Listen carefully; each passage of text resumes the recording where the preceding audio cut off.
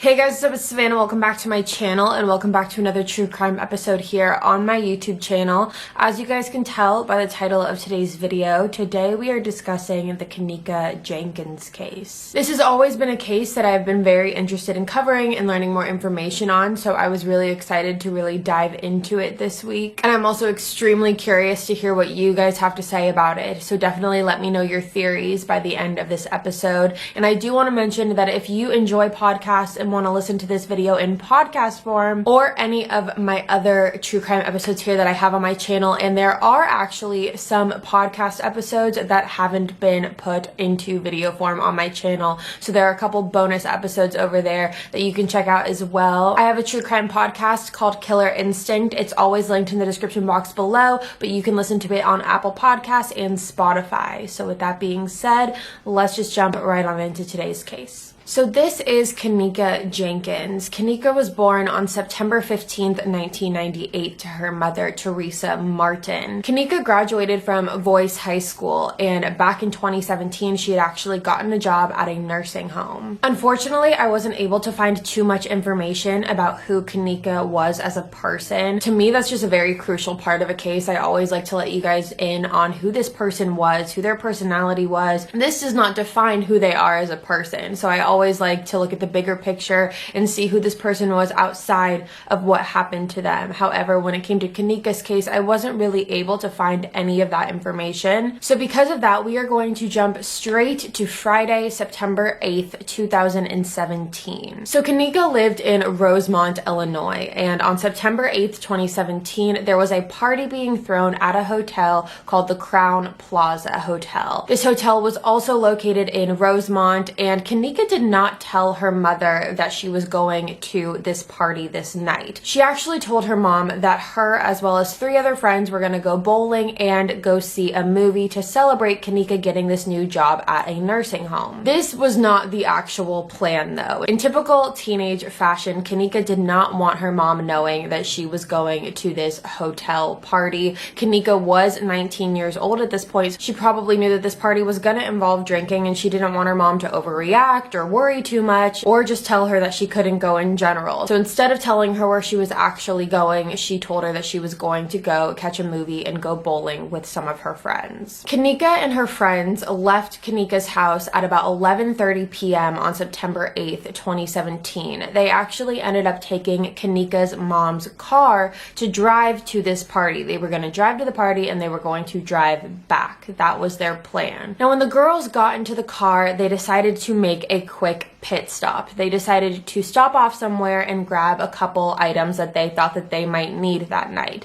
These items included a Bluetooth speaker, it included alcohol, Hennessy in specific, it also included marijuana and some energy drinks. After stopping off to grab those items, Kenneka and her friends are seen entering the Crowne Plaza Hotel at about 1:13 a.m. So now we move on to the very early morning hours of September 9th, and Kenneka and her friends are seen walking through the side entrance of the Crowne Plaza Hotel. At 1:30 a.m., so just a little bit over 15 minutes after the girls had arrived to the party, Kenneka had sent a text message to her sister, and the context of that message I'm unsure about. However, that would be the last time that Kenneka would have any contact with her family ever again. So this party that was being held at the Crowne Plaza Hotel was being held on the 9th floor in room 927. According to some of the people who were at the party, there were about 30 to 40 people who attended this party, and this party was being held in one hotel room, room 927, because typically with hotel rooms, they're set for a 4-person max occupancy when it comes to sleeping. You can get around that by adding a 5th, 6th, 7th person sometimes, but you're going to be a little bit crammed in there. You can imagine 30 to 40 people being in a one hotel room, and because of this, obviously they couldn't all fit in the hotel, so some of the people who were in attendance at this party ended up trickling into the hallway and hanging out a little bit there. So you had people in the hotel room and in the hallway, and there was at least one noise complaint that night for this party. However, the party was never shut down. Now, Kenneka was in attendance at this party in room 927, and the people who saw her there stated that she was drinking this night. She was drinking a pretty heavy amount, and she wasn't smoking. She was never seen smoking any weed or doing any drugs, but she was seen drinking a pretty decent amount of alcohol. Now, from my understanding, this party was being thrown thrown in the first place because it was a birthday party. There was a girl who went on Facebook Live at about 1:36 a.m., so just a little bit over 15 minutes after the girls had arrived to the hotel. And this girl went on Facebook Live and she gets told happy birthday by someone in the background who compliments her appearance and tells her she looks really pretty, and she says thank you. So this more than likely was a birthday party for this girl. Now on this Facebook Live, you can see Kanika in the background. You see her with her friends. She seems like she's having a good time. And throughout the rest of the night, there were multiple stories posted on Instagram and Snapchat that Kanika was involved in. She was in multiple different people's stories that night. One in particular was on her friend's story that was posted at 2:17 a.m. that appeared to be in the hotel room's bathroom. And at that point, nothing about her behavior seemed too alarming to anyone. So now we move on to about 3 a.m. So the girls had been at this party for about an hour and 45 minutes, and they decide that it's time for them to call it a night. So Kanika and her 3 friends leave room 927 and head towards the elevator. Now, when they get to the elevator, Kanika informs her friends that she actually left her cell phone and her car keys back in room 927. So instead of one of the girls staying with Kanika and 2 of the girls going back into the party, or someone going with Kanika back into the party, or all of them going together, it's decided among the friend group that Kanika should stay at the elevator by herself and wait for all 3 of her friends to go back into this party, retrieve Kanika's belongings, and bring them back to the elevator so they could all leave together. This particular choice, this particular incident has sparked a lot of controversy in this case. When I read this, it reminded me of the Savannah Spurlock case, when Savannah's friend had ended up leaving her at the bar and gone off and gone home because Savannah wanted to stay there. When I read this part of Kanika's case, it really reminded me of that, because the logic of it doesn't really make sense. If there's 3 friends plus Kanika and Kanika's belongings are in the hotel room, why are all 3 of the friends leaving Kanika at the elevator and going back in? There were reports that there were some guys at the party who were trying to make advances at some of the girls, and maybe they thought that they had strength in numbers by going in and just grabbing the belongings. But why leave Kanika at the elevator by herself? Why wouldn't one of them just stay with her? But regardless, all 3 girls ended up leaving Kanika at the elevator and going back into the party to retrieve her things. The girls were in the hotel room collecting Kanika's belongings for about 10 to 15 minutes, and by the time they came back to the elevator, Kanika was gone. When Kanika's friends got back to the elevator and saw that she was gone, they were really thrown off. They had no idea where she went. They didn't know if she went off with someone. They didn't know if she went down to the lobby and walked out of the hotel. And remember, Kanika was pretty intoxicated at this point, and her friends had her cell phone because they went into the room to grab it. So when they realized that Kanika is nowhere to be found, the girls start searching. And the girls searching throughout this hotel is all on surveillance. So the girls are seen on surveillance looking for Kanika everywhere. They're seen looking at each other and kind of going like this as if they're like, I don't know where she is. The girls are seen looking all throughout the lobby. They're looking down hallways, but they are unable to find Kanika anywhere. So because of that, at about 4:02 a.m., the girls decide to call Teresa because they thought maybe it's a possibility that while we were in the room gathering Kanika's belongings, she went down to the lobby and asked the receptionist to call her a cab so she could go home. Maybe she was confused and thought because all 3 of her friends went back into the party that they were leaving her and that she had no way to get home, so maybe she got a cab and maybe she just ended up going back home. However, when the girls got in contact with Teresa, Teresa informed them that Kanika never came home that night. After this phone call, the girls hang up with Teresa and they continue their search. At one point they're seen walking up to the receptionist desk and asking the man working at the receptionist, which there's no audio, so there's no telling what the exact words were.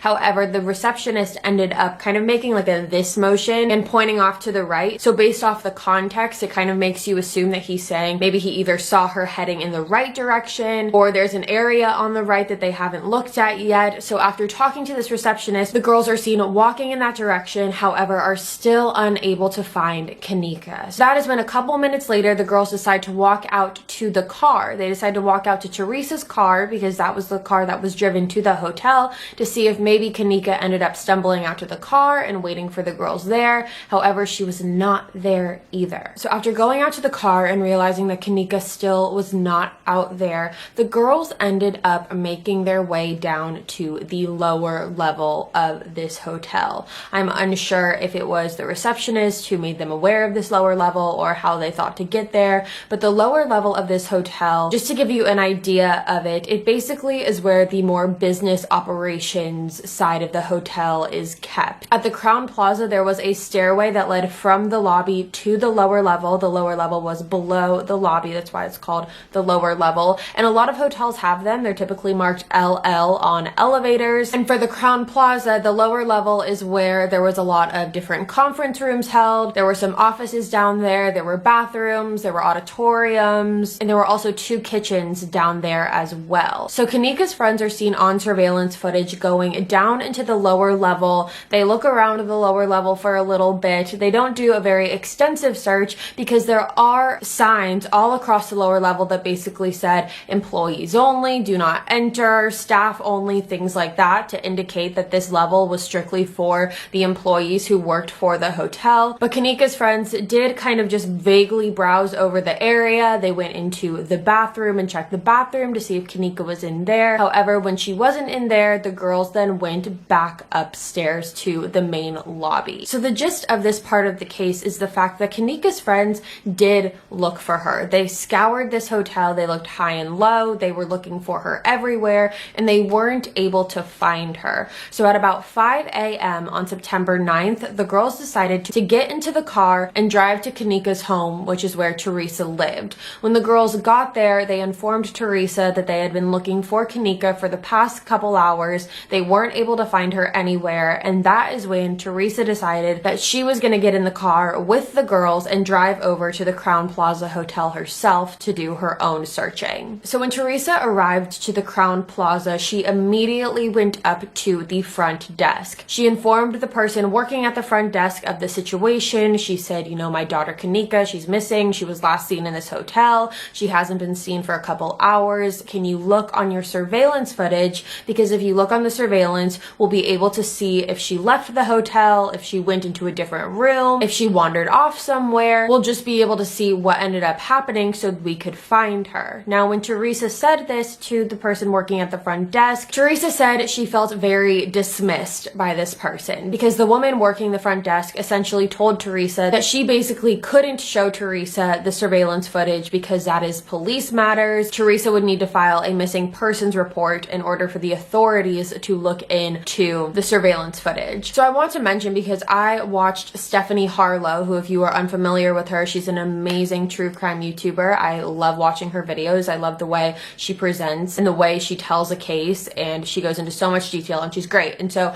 when I was watching her cover this case, she had said that she had worked in retail before, and when it came to the surveillance footage, with her position, she wasn't able to look at the surveillance footage if need be. However, the person that would be able to do so was always just a quick phone call away. So it does make you question, did this person not want to look into the surveillance footage and not want to call their supervisor because they didn't think it was a big deal? Or was it actually that the police were the ones that had to look at it? There's just a lot of questions, but I thought I would throw out what Stephanie said about that because I thought that to be very interesting and telling. So after kind of feeling like she had been blown off by this receptionist, Teresa decided to start looking through the Crowne Plaza Hotel herself. She started looking all throughout the floors. She looked through the lobby. She looked outside the hotel, inside the hotel. She did the search that the girls had done earlier that night as well. And at about 7:15 a.m. is when Teresa decided that she needed to file a missing persons report for Kanika. Because remember, Kanika didn't have her cell phone. Kanika didn't have her car keys. She was under the influence. A young, missing, intoxicated person is always a scary thing to think about because your mind automatically goes to all the different things that could have possibly happened to her. So Teresa didn't want to waste any time, and that is when she called 911 to file a missing persons report. Now, similar to when she talked to the receptionist, Teresa also felt very dismissed by the 911 operator as well. When Teresa called 911 and basically said that she needed to file a missing persons report for her daughter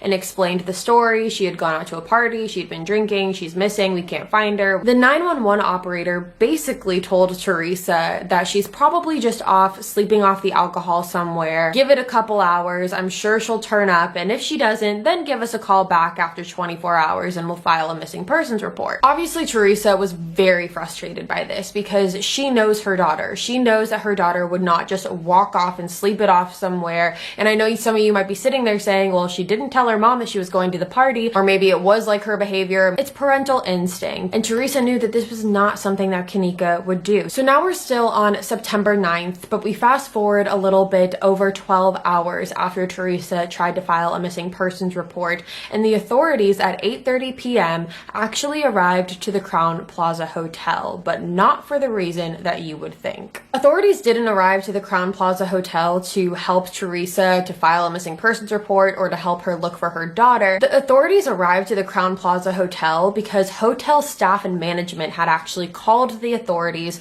on Kanika's family, because all throughout that day, Kanika's friends and family were searching all throughout the hotel. They were passing out flyers to different people asking if they had seen Kanika. They even went as far as pulling the fire alarm, which is really smart, pulling the fire alarm to see if Kanika would walk out of the building or if someone who had Kanika would walk out of the building. So hotel staff and management actually called the authorities on Kanika's family because they were causing a disturbance to their hotel. So when the police got there, they actually ended up talking to Teresa, who basically told them the entire story. And after hearing this, authorities went into room 927 where the party had been held at the night prior. They looked around the room and they said there wasn't really anything in that room that suggested foul play or that was off-putting. So authorities essentially told Teresa that if she or any of Kanika's friends and family came up with any new information, to give them a call back and they will be there to assist her. Isn't that their job? So now we move on to the early morning hours of September 10th, 2017. And by early morning hours, I'm talking just a little bit past midnight. And I want to digress a little bit and kind of go back to the lower level of the hotel that I was talking about, where more of the business operations sides of the hotel happens. I told you guys that there were offices down there, conference rooms, auditoriums,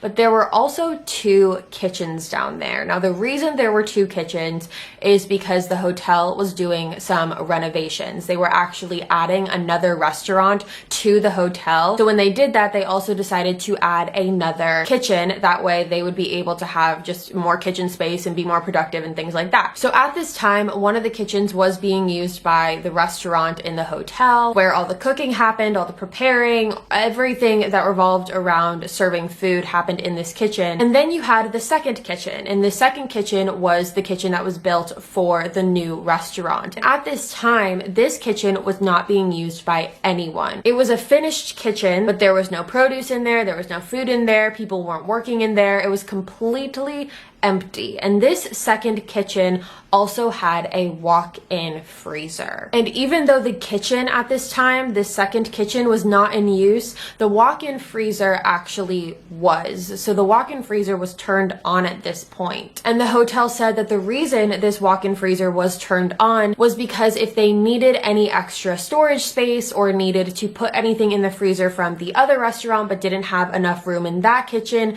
they wanted to be able to store any fresh produce that they needed in this walk-in freezer, which was why it was turned on at this time. So on the early morning hours of September 10th, 2017, the assistant food and beverage manager is seen on surveillance walking into this second kitchen. Now, unfortunately, the surveillance doesn't show the entire kitchen. It shows just a certain portion of the kitchen right up until the walk-in freezer. So you don't fully see the walk-in freezer on the surveillance tape, but because it is so close, you do kind of see shadows and figures moving when the door opens and shuts. So the assistant food and beverage manager walks into this kitchen on the early morning hours of September 10th, and he is seen walking back to the right-hand corner of this kitchen, which is where the walk-in freezer is, and his shadow is seen opening the door. And when he did that, he discovered Kanika Jenkins' body lying on the floor of this freezer. After discovering Kanika's body, this man quickly called the authorities, and authorities arrived on the scene. The medical examiner was also brought in, and they determined that there was no cardiac activity coming from Kanika, and therefore she was pronounced dead. Now, when Kanika's body was discovered, she had no visible injuries, no visible trauma, no anything. And when the autopsy was conducted, the only two injuries that were found were an abrasion to her ankle, because one of her shoes was actually found off of her foot. So there was an abrasion to her ankle, and the second injury was a contusion on her right leg. However, after that, there were no internal or external injuries on Kanika's body. Authorities also wanted to run a toxicology report on Kanika, and when they did that, the toxicology results came back by saying that in Kanika's system, there was caffeine, there was alcohol, and there was a trace of a drug, and this drug is called topiramate. Now, topiramate is a medication, and it's a medication that people who have epilepsy use. It's supposed to help with seizures. People who have migraines are also known to take this medication, and some of the other things that it's known to do, it can help with weight loss, it can help with your mood, it can help with PTSD, bipolar. There's a whole bunch of things that this medication can do, but the main thing that it is used for is for seizures and epilepsy, and Kanika did not have epilepsy. Now, similar to basically all medications, topiramate does have a lot of side effects, and I'm going to read them over here. The side effects are dizziness, confusion, drowsiness, loss of coordination, nervousness, memory problems, or speech and language problems. And also similar to some other medications, the use of alcohol or marijuana can increase these side effects. I also want to point out though that there was no marijuana found in Kanika's system. It was simply alcohol. So the alcohol could very well have heightened these side effects. Now, after an autopsy came back, the cause of death for Kanika was determined to be hypothermia. The exact sentence that was written on the report was hypothermia due to cold exposure in a freezer with ethanol and topiramate intoxication as significant contributory conditions. And the manner of Kanika's death was ruled accidental. So even with this case being ruled an accident, it's a closed case. The cause of death was hypothermia. If you guys are interested in the true crime world, or if you've just been on social media lately, this case has come to the spotlight again. There are so many different theories that follow this case, so many different conspiracies that people have. A lot of people believe that there was foul play involved in this case. And a lot of people believe that there's way more to the story than the public is being made aware of. So after Kanika's body was discovered, authorities decided to finally go back and look at those surveillance tapes after her body had already been discovered to see if they could put the pieces of the puzzle together a little bit better. So when authorities looked into these surveillance tapes, they went back to the time that Kanika had been missing when her friends had left her at the elevator to go and retrieve her belongings, and Kanika is seen on surveillance footage going all the way down to the lower level of the hotel by herself. When she exits the elevator, she's seen wobbling back and forth, side to side, from one side of the wall to the other side of the wall. She's seen grabbing onto the wall to hold her balance. She's stumbling. She's seen walking in to the stair rail that would have led up to the lobby, and she has to kind of hold on to the rail in order to keep herself from falling. The surveillance footage shows Kanika walking into the men's restroom, and she's in there for about 45 seconds before she turns around and comes out. And it also shows that Kanika walked into the unused kitchen by herself, and she is seen walking back to the corner of the room where the surveillance video stops because the camera angle doesn't go that far, and you see the shadow of the freezer door opening and then shutting, and Kanika is never seen walking out of that kitchen again. Now, what's incredibly frustrating about this is that if Teresa's claims and requests to see the surveillance footage were taken seriously when she had first asked about it, we can't sit here and say that it definitely would have saved Kanika's life. However, they would have found her a lot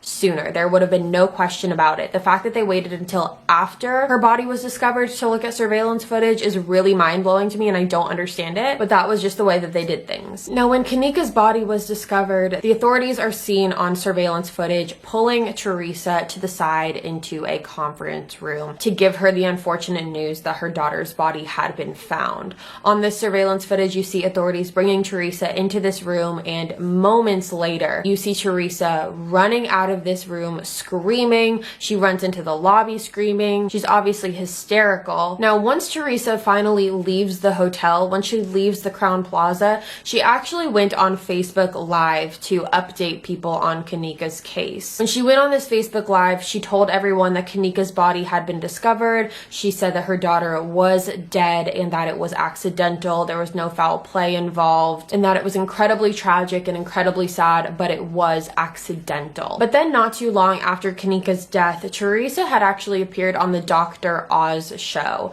She went on the Dr. Oz show with Nancy Grace, and when Nancy Grace and Teresa went on the show, they disclosed to Dr. Oz that they felt like Kanika's death was not accidental. They felt like there was definitely foul play involved, some things just weren't adding up, things weren't making sense, and that Teresa fully wholeheartedly believes that Kanika's death was not an accident. Teresa said that the condition that Kanika's clothes were found in proves that there was someone else involved in Kanika's death. And what she's referring to is when Kanika's body was discovered, her shirt was pulled up and she was exposed. Now, Teresa said that because of this, there was obvious, sexual assault. Someone could have been really aggressive with her. And along with that, one of Kanika's shoes, like I said earlier, was also found off of her foot. So based off of those two things, Teresa said she thinks that someone messed with Kanika and that there was someone else involved. Along with this, Teresa said that the drug topiramate that was found in Kanika's system was not a drug that Kanika took. It was not a prescription that she had,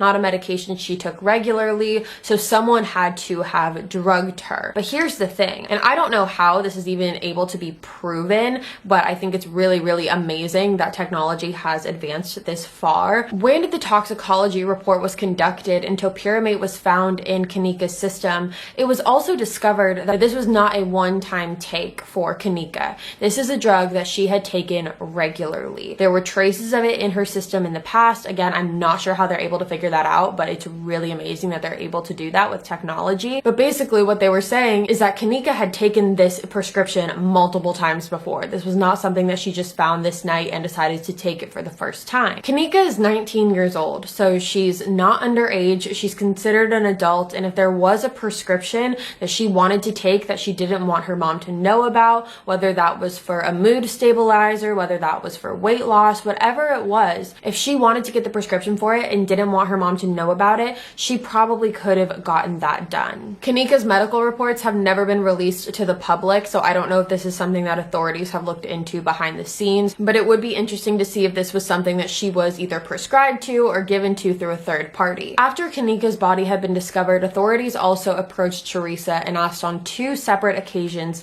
to look through Kanika's phone. Now, when authorities asked Teresa this, Teresa said no, she did not allow it. She did not want the police going through Kanika's phone. I'm not sure if she ever gave a reason as to why she didn't want them to do this. I'm just making an assumption, which I don't like to do, but in this case, I feel like Teresa was probably just wanting to feel like she could still protect her daughter. She wanted to maintain her daughter's privacy. She wanted to have control over the situation in a world where she kind of just felt like everything shattered right in front of her and she had no control over anything. And the one thing she could control was Kanika's cell phone. It was her lifeline. It was the closest thing she had to her at that point, so she didn't want authorities to go through it. So that's my belief on why she didn't want authorities to go through her phone. Maybe there's something else that I'm just completely unaware of, but that is what I believe. Now again, to kind of go back to what I was saying earlier, if you're familiar with this case, you're familiar with the countless conspiracies that come along with it. When you look up Kanika Jenkins' name anywhere, YouTube, Google, Twitter,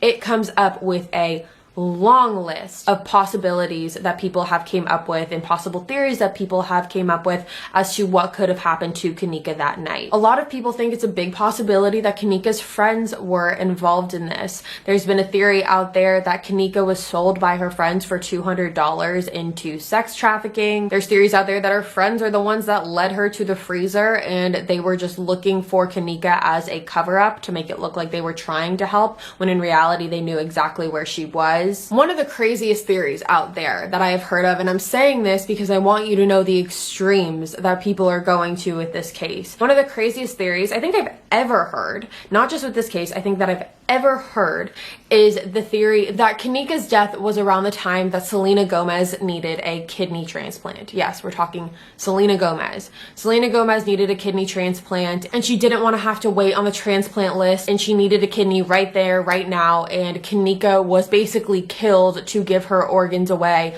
to Selena Gomez. It's absolutely ludicrous. It is so ludicrous and it's insulting. It is so insulting to this case. It's insulting to Kanika. The fact that we're saying Selena Gomez guys wanted to, like, it's just, I don't even want to say it because I think that it's so insulting to this case. But the reason I'm sharing it with you is because I want to show you how far people are reaching with this one. So many people out there are looking for foul play in this case. They're looking for someone to point the finger at. And I do want to say that authorities did interview 44 people, and it was confirmed that 30 of the 44 people were in attendance at some point to the party in room 927 that night. Now, when it comes to Kanika's clothes and how Teresa was saying Kanika's shirt was kind of pulled up a little bit and she looked exposed, scientists have actually come up with a term for this because this is not completely uncommon when someone is going through the stages of hypothermia. The exact term for this is called paradoxical undressing. Now, this is essentially what happens in the final stages of hypothermia, and what ends up happening is your body basically tricks you into thinking that instead of being freezing, you're actually overheating. So your body is tricked into thinking that you're really, really, really hot. And so sometimes what will happen is people will actually feel like they need to remove their clothes because they're so hot. And so that is what paradoxical undressing is. So authorities have kind of chalked Kanika's shirt being pulled up to paradoxical undressing because there was no other injuries found on Kanika. There was no evidence of sexual assault. There was no evidence that she had been strangled. There is no evidence of anything else other than hypothermia. But regardless of all of these explanations that have been given by authorities, people really feel in their heart of hearts like something else happened here. Now, when I was thinking about theories and reading theories online, the one that I kind of was swaying with the most, if we're talking about there was foul play involved, something else had to have happened, someone else had to have been involved, I do think that it may be possible that Kanika was slipped something in her drink that night that was untraceable. Do I think that this person maybe did this for the reason that they wanted Kanika to die? No, I don't think that. I personally, if I'm just being honest, I don't know a lot about prescriptions and drugs and what is traceable and what's untraceable. So I'm not one to sit here and say, this is what it could have been, this is what it could have been, this is the name of it.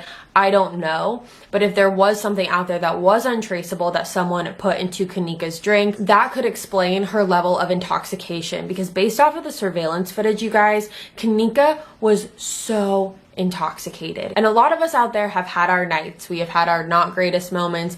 But Kanika, when I watched the surveillance footage, it just looked like there was more to it than a girl who was just really, really drunk. She was stumbling everywhere. She couldn't keep her balance, which, yes, are the causes and side effects of someone who is intoxicated. However, she just looked very delirious and confused. And again, that could be because of the topiramate. But if we're looking at possible theories here, I think maybe it is possible that with the topiramate, with the alcohol, and if someone did slip her something in a drink, that could have also played a part into why she was so intoxicated that night. I do want to point out that there was never anyone seen leaving the kitchen or entering the kitchen after Kanika until the person who found her body walked in. So it wasn't like Kanika walked into this kitchen, she's never seen again, and someone else walked out of the kitchen. That was never the case. No one was ever even seen walking into the kitchen after her until the assistant food and beverage manager walked in and discovered her body. So Teresa filed a $50 million lawsuit against Crowne Plaza. And what this lawsuit basically entailed was multiple things. It said, first,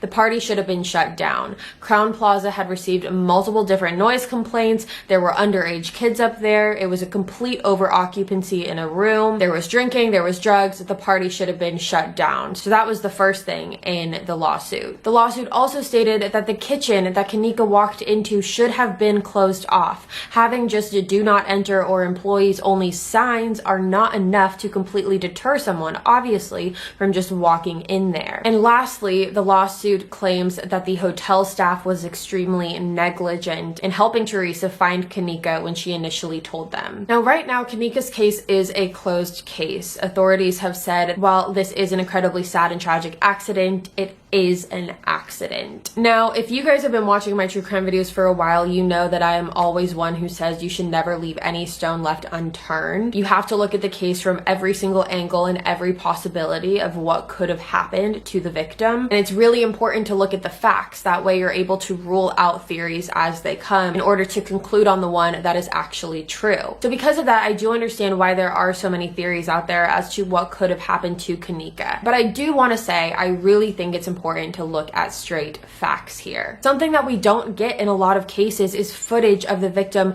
literally moments or seconds before their last scene. And with Kanika's case, we have that. We have the footage of her walking through the lower level. We have the footage of her walking into the kitchen by herself. And we have the footage of her never walking out. There was no one seen following Kanika that night throughout the lower level. There was no one seen on the lower level in general at the time that Kanika was down there. Kanika was the only person down there at that time. Personally, I think a lot of people are reaching in this case. And I understand why, because I think a lot of people aren't satisfied with the idea that Kanika got really drunk. She walked down by herself because she was left alone to this lower level and ended up walking into this kitchen and ended up walking into this freezer. Which, mind you, when the freezer door shuts, all the lights go off. So Kanika, already being extremely intoxicated and now in the complete pitch black, she's probably going to be very confused and not be able to see anything. She doesn't have her cell phone. She doesn't have a flashlight. She's in the complete pitch black darkness. Again, I do think it's possible that she was maybe slipped something into a drink that she wasn't aware of and it just hasn't been traceable. But personally, when it comes to this case, I think that the amount of theories in this case has actually hurt it more than it has helped it. With so many theories going around, reaching as far as Selena Gomez wanting a kidney, it really weakens the integrity of this case. And Kanika does not deserve that. Kanika does not deserve to be the girl who is known all throughout tabloids, by the way, as the freezer girl. I've seen freezer girl. I've seen girl walks into a freezer.